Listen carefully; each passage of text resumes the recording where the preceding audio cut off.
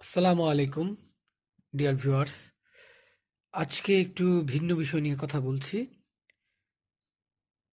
আমাদের নাগরিক জীবনের সচেতনতা এবং আমাদের নাগরিক জীবনের দায়িত্ব নিয়ে। আপনারা সবাই জানেন, অবগত আছেন, আগামী ৯ মার্চ ২০২৪ সালে যে আমাদের ময়মনসিংহের কাউন্সিল ইলেকশনটা হবে, সেখানে আমি একজন মনে করি যে দায়িত্বশীল একজন ভোটার। ৫ নম্বর ওয়ার্ডটা কলেজ রুটে, শানকিপাড়া, জামতলী, এই পুরোটা নিয়েই গোলকিবাড়ি। যাই হোক, আমি কলেজ রোডের বাসিন্দা, আপনারা সবাই চিনেন, কম বেশি চিনেন অনেকেই। তো আমি আজকে যে কথাটা বলবো সেটা হচ্ছে, আসলে আমরা তো জীবন জীবিকার তাগিদে সবাই ব্যস্ত থাকি, অনেকে অনেক কিছু কিন্তু জানি না। অনেকেই অনেকের সম্পর্কে কিন্তু পরিষ্কারভাবে জানি না।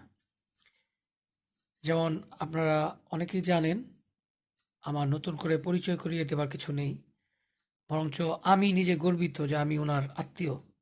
আত্মীয় বলতে আমার একেবারেই রক্ত, আমার ব্লাড, আমাদের বংশের, আমার দাদা, আমার আপন দাদার ভাই, আপন ভাই।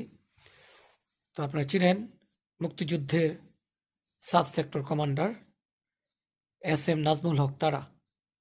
উনি ময়মনসিংহ শহরের যে কয়জন মুক্তিযোদ্ধা, বীর মুক্তিযোদ্ধা রয়েছেন তার ভিতরে একজন অন্যতম, এবং তার বাংলাদেশের জন্য যে আমার দাদার অবদান, ময়মনসিংহের জন্য আমরা সবাই কিন্তু গর্বিত এই জন্য। তো উনার ভাই, আমার দাদা, যিনি আপন দাদা, শাহ মোহাম্মদ আজিজুল হক, খোকা মাস্টার বলতো অনেকে, এটা হয়তো অনেকে জানেন না, মাঝে মাঝে ফেসবুকে আমি লিখি। তো উনি কিন্তু জিলা স্কুলের শিক্ষক ছিলেন ১৯৬৭ সাল থেকে ১৯৭২ সাল পর্যন্ত।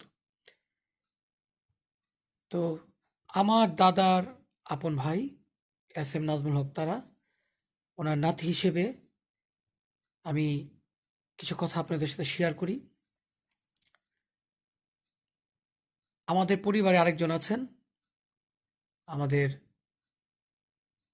শ্রদ্ধেয় দাদা, আমাদের যে ময়মনসিংহের প্রথম মেয়র মাহমুদ আল নূর তারেক, উনি আমাদের দাদা হয়।